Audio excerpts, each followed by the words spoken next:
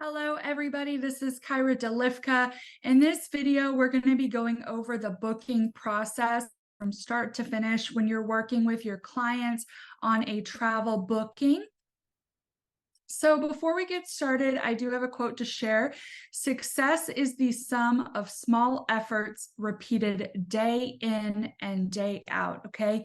Consistency is very important, but a lot of small things can add up to something big. So when we're talking about this booking process, think of each of these things as a small bit of effort, and you're just going to do it many times, and you're going to, be repetitive with it, and you're going to be consistent.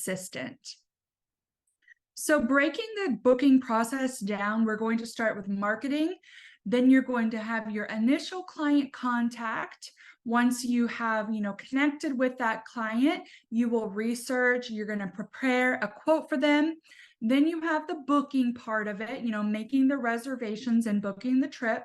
We have some post-booking procedures to follow, and then that's it. You did it. So let's start with marketing, okay?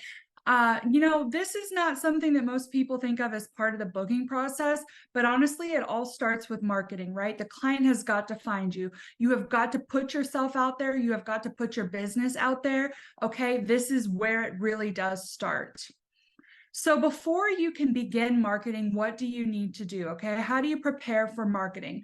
First, you need to brand your business. You should have a business name. You should have a logo. At a minimum, you really do need those two things.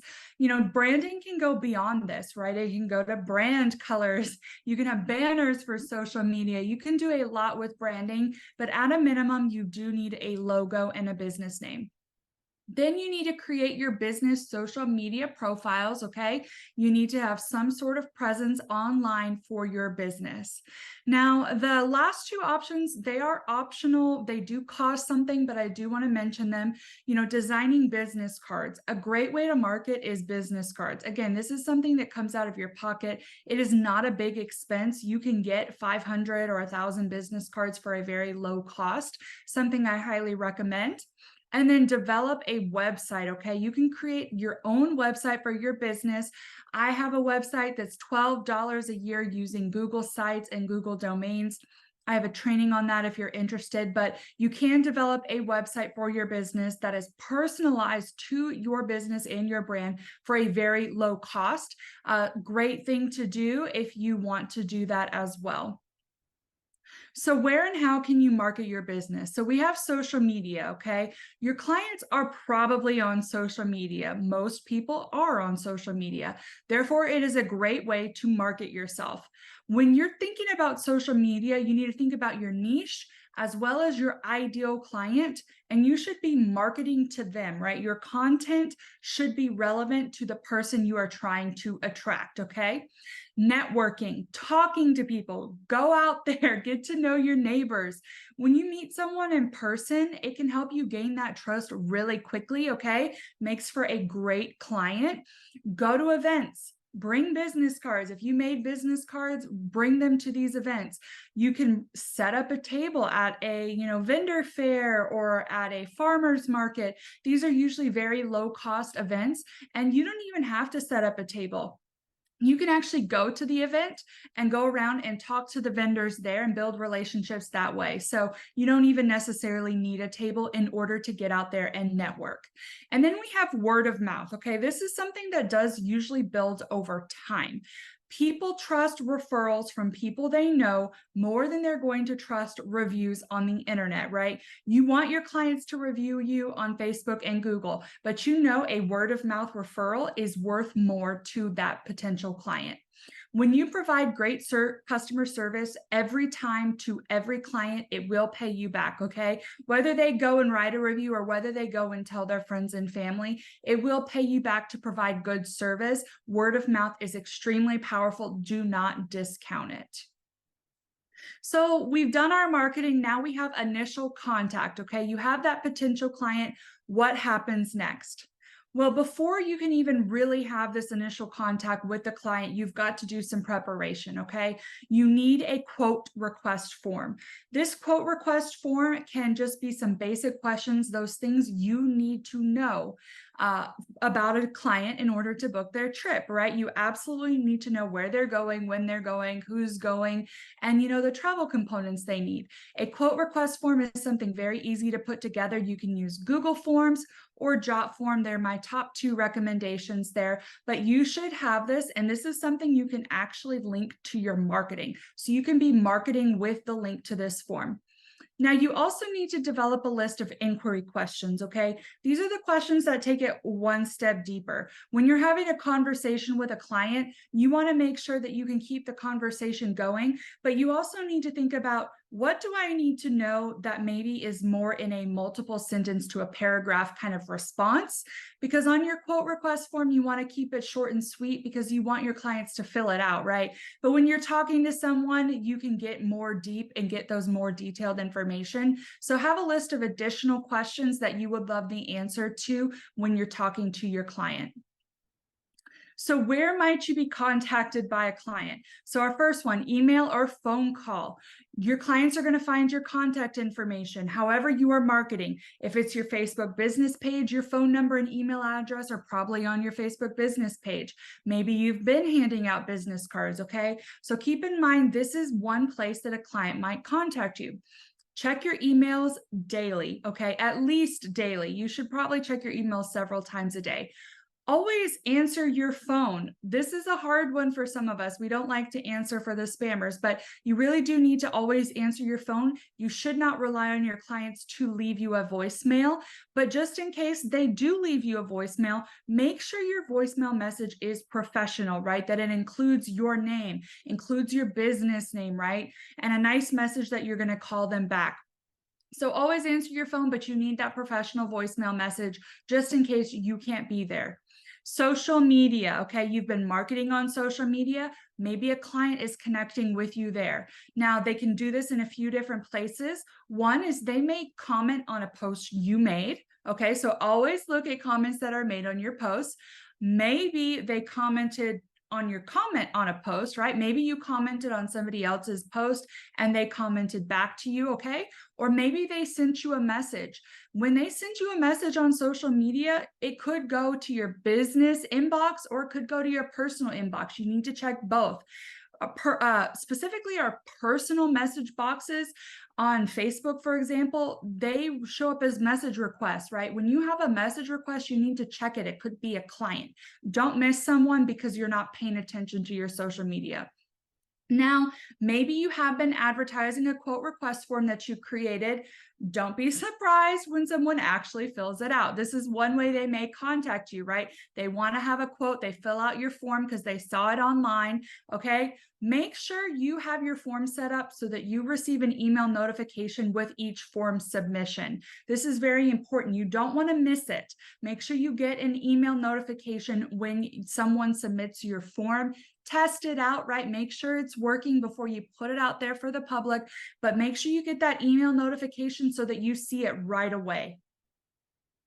Now that they have contacted you, you now need to go and contact them. So before you really contact them, you should review their quote request or any information they have already provided you, right? Maybe they sent you a message on Facebook and it said, hey, I would like to go to, let's say they want to go to Jamaica, okay? Maybe they told you they want to go in April. Whatever it may be, you probably have a little bit of information regardless of how they contacted you. Write all that down and then write down what information is missing, right? You may have things that they didn't provide to you, right? Maybe you don't know who's traveling. Maybe you don't have the exact dates. Write down that information that's missing as well as any questions you have for that client, okay? It's important that you are prepared before you call. So review any information you have, read those messages that you guys have been sending back and forth, read them and make sure you've written all the pertinent things down. Then you're going to call your client. You need to speak with your client on the phone. It is the best way to build rapport. It is the best way to qualify your client, and it is the best way to get the information you need. Okay, people when they're answering something, let's say it's a text message, you're not going to write paragraph upon paragraph of information in a text message. But if you're on the phone with someone, yeah, you can dig deeper, right? What about the why? Why are they traveling? This is something that is so incredibly important, but it's also something that's incredibly hard to just write down in one sentence. It's really important to be able to talk to them on the phone to get those long answers for that detailed information that you need. When you are speaking with a client on the phone, ask questions, okay? And always listen attentively. Make sure you are listening. When you ask a question and the client responds, repeat back your understanding of what they said. It shows them you care, it shows them you're listening, and it shows them that you know what is important to them. So now you've contacted the client, you have an idea about what they need for their trip. So you're actually going to start your travel agent duties here with the researching and the quote, okay? So let's talk about it. Before you can even do your research and prepare your quote, you have got to be registered for the top vendors. So make sure you register for the preferred vendors with Archer Travel. Make sure you're registered with the vendors that we recommend you sign up with right away, okay? They're the vendors you are going to use the most often. Now, you may need to register for additional vendors. Maybe they gave you some information that made you realize you need a very specific vendor that maybe you have not registered with yet. In that case, go ahead and register with that vendor immediately. Okay, you need to get access to whatever vendors you are going to need to do your research. So when you are doing research, start with the best fit vendors, right? The vendors you think that are the best fit for that client, for their destination, for their travel component needs, right? If they need a package, start with a package vendor, right? If they just need a hotel, start with one of our hotel only options. When you are researching, take lots of notes. It's important to take notes. Remember where you searched, what did you search, and what price did you find, right? Especially if you're looking at a few vendors to try and find the best option for your client. Make sure you take notes so you don't forget the places you went previously, right? For all you know, the very first place you looked ends up being the best. Well, you've got to remember what you were searching for on that vendor. Now, spend the amount of time that is appropriate for the client. This goes back to qualifying your client, okay? When you qualify your client, if you have a client who is ready to book and they know exactly what you want, you need to make sure that you spend the time to do this right, okay? Because they're ready to go. Now, if you have a client who maybe isn't quite so ready to book, maybe they're just researching, maybe they're shopping around, right? You don't want to spend your time, too much of it on that client, right? We're going to help every client out, but make sure you know that your time is worth something. Value your time, and your clients will too. Create the quote.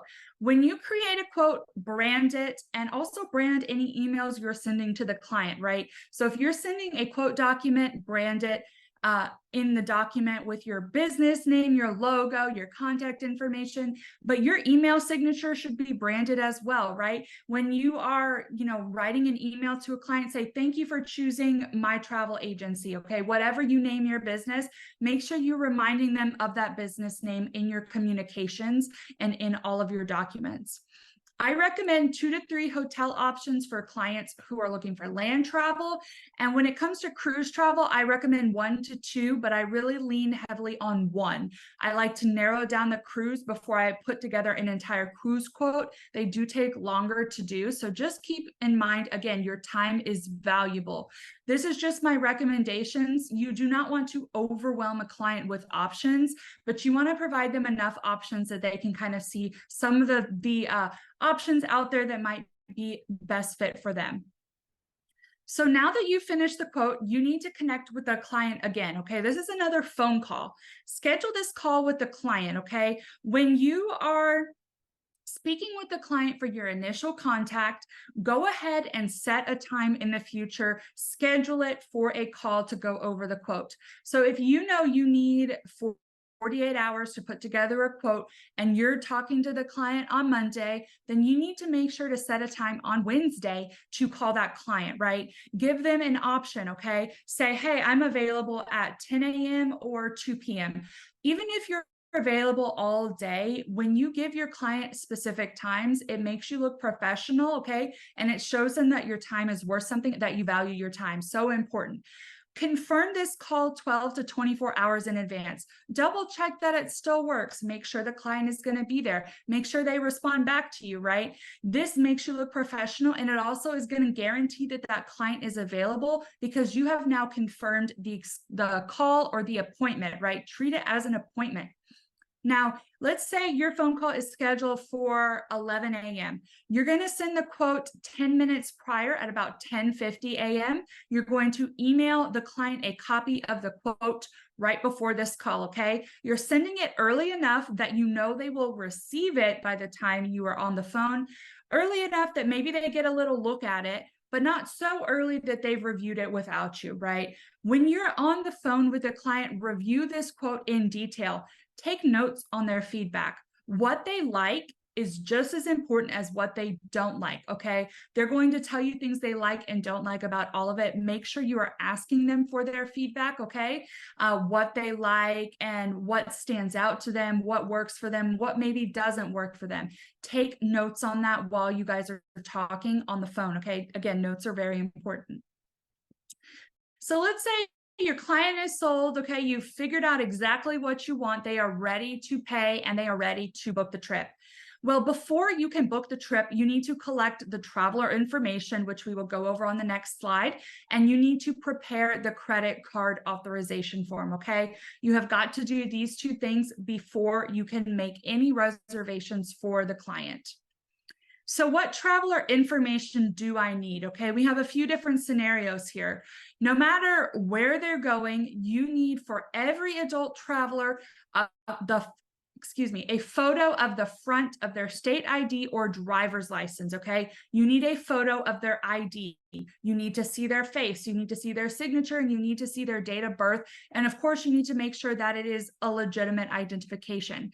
You can also take a photo of the main page of their passport. When I talk about the main page of their passport, it's one of the first few pages in the passport book.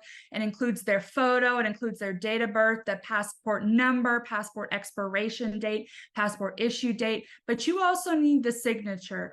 When you're looking at a passport, you'll notice that the signature is on the opposite page of all the information. So you need a photo of the passport that includes that main page, but also needs to have that signature included as well. Now, all child travelers, you need their full legal name and date of birth. You have to have this, okay? The legal name and date of birth is what they need to get through the airport. So very important that you have this, not, oh, they're going to be 3 when we travel. You need a date of birth. Make sure that the age they gave you is correct, right? It does matter for our vendors, but you need full legal name and date of birth for every child.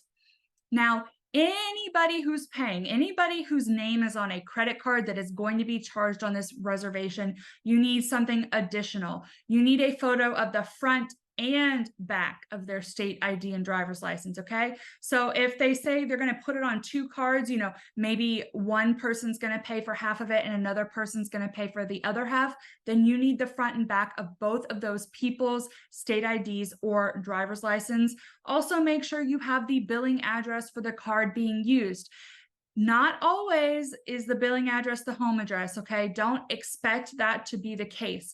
I see many instances where the billing address for the credit card is not the home address. So never make that assumption. Now, let's say they are traveling internationally, okay? You need that photo of the passport. Same thing I just mentioned about the passport, you need that same information in that photo, okay? So if they are traveling internationally, you need a passport for every traveler. That includes adults and children. Now, make sure you verify that the passport is valid for 6 months past the travel return date, okay? Because this is something that airlines look for. Sometimes they will, deny someone entry onto a plane if their passport is not valid 6 months past the travel return date. So make sure you are checking your clients' passports, okay? If they are booking in advance and you notice that their passport is going to expire maybe 5 months after the travel return date, they should have some time to get it renewed, okay? Hopefully they do, because I would highly, highly recommend that they do so. Do not take the chance, okay? As a travel agent, always provide the best advice. I don't want my clients to take a chance, even if their passport is valid 5 months past the travel return date. I still ask them to renew it. So now that you are having the information that you need to make the reservation. So you're going to start with booking with the vendor. Most vendors will allow you to hold a reservation without a payment. In order to do this, you have to have the traveler's names and the traveler's dates of birth. Okay, this is required to hold the reservation. You're essentially making the booking without providing a payment. Keep in mind the deposit due date. The deposit due date may be the same day. You can still hold the reservation without making a payment with many of our vendors, but that does mean that you're going to have to make a payment by the end of that same day. Okay, that happens sometimes. A lot of our vendors try and give us 3 days to up to a week that they will hold a reservation without payment. So it's not always the same date, but make sure you check. Okay, this is something you don't want to miss. Once you have held the reservation, you're going to send the credit card authorization form to anybody who's making a payment towards the reservation. Okay, you're going to send them the credit card authorization form. You have a reservation number because you just held their booking. You will receive a reservation number from the vendor, and that's what you're going to put on the credit card authorization form. They need to sign it and return it to you ASAP, especially if that deposit due date is the same date. Make sure your client knows that they're going to have to do this very quickly. Now that you have this form signed and returned to you, you can make the payment. Call the paying client or clients over the phone and collect their credit card details, okay? You are not necessarily going to have their full credit card number, right? The credit card authorization form only asks for the last 4 digits. So you need to hop on the phone and make sure you have all the card details, and you do need that expiration date and CVV security code. Enter this information into the reservation while you are on the phone with the client. You never know when issues may arise. For example, maybe their bank sends them a text message or email saying that they thought the charge was suspicious and they blocked it. A lot of times the client can mark the transaction as safe, and you can rerun the card and it will go through the second time. That's a great time to make sure you're on the phone, right? Because then they can do it right away. You don't have to wait for them to do something and get back with you. Okay, maybe their charge limit is lower than the amount you are charging. Maybe it's another bank issue. They may have to call their bank up. If it's an international charge, that's definitely something they need to notify their bank about. Now, sometimes it's just a typo. Maybe what you heard was not the actual number. Maybe you misheard. So it's always great to have the client on the phone so that you can read back that credit card number if it doesn't go through the first time, right? In my experience, every time that I don't get on the phone with the client at the same time that I am entering their details, those are the times I tend to have the problems, not usually when the client is on the phone with me. So highly recommend that you are always doing that. Okay, so you've made the booking, you've made the reservation. We have some post-booking procedures related to getting paid. Do not wait. There is no excuse to wait for what we're getting ready to talk about, because it shouldn't take you more than 5 minutes. Now, before you can do these procedures, we're talking about the commission tracking form here. You need to have the full reservation details handy. I like to have the reservation number and details from the vendor, and I like to have the credit card authorization form that's been signed. I like to have both of those things in front of me while I'm doing this. So the commission tracking form, you should fill this out immediately, okay? You get off the phone with your client, you've paid, you've made their reservation, all things are taken care of. You need to go and do this right away. It takes 5 minutes. You will not get paid if you do not fill out this form. We are here. We love to be travel agents. We love to sell travel. We also like to get paid for it. So don't skip this, okay? Or don't wait, don't procrastinate, don't delay. You're going to complete one form per reservation number. Now, if you're booking a package with one of our vendors on Vax, for example, Apple Vacations, you might just have one reservation number. But if you've gone and you've booked hotel with room res and you booked an activity with Viator, that's 2 reservation numbers, okay? Most of the time, it's going to be 1 reservation number per vendor that you used. So if you booked multiple travel components with multiple vendors, you may have to do multiple commission tracking forms. When you're filling this out, estimate your commission to the best of your ability. You will be paid what you are owed, even if you are off $10 or 1 penny, okay? You will get paid what you are owed. But please estimate to the best of your ability. Get as close as you can. Some vendors make it very easy to know exactly what your commission will be, and you need to make sure you put 100% of the commission on the commission tracking form. We get paid 80% of that commission, but please give them 100%. It helps them get the commission to you faster if you are correct. So just do your best to get that right, but just know you're going to get paid correctly regardless. Now you did it. Now you're going to rinse and repeat, right? You've gone through all the steps of making a booking and, the full booking process. So you are what you repeatedly do. Excellence then is not an act, but a habit, okay? Again, consistency is very important, okay? It's very important in this business. It's very important in any business. So just know when you repeatedly do each of these steps, they're going to become habits. You are going to be successful because you are repeatedly doing this. It has become a habit. It has become something it's ingrained in your brain. You are good at it at that point, right? That's what you need to do, okay? Each of these things is a small thing to do. Each step is small, but when you do them over and over again, you're going to learn and you're going to be very successful in this business. So thank you guys very much. I hope you found this helpful. If you have any questions, please feel free to reach out to me anytime or take advantage of your mentor or our team chats on Discord. I'll see you guys in the next video.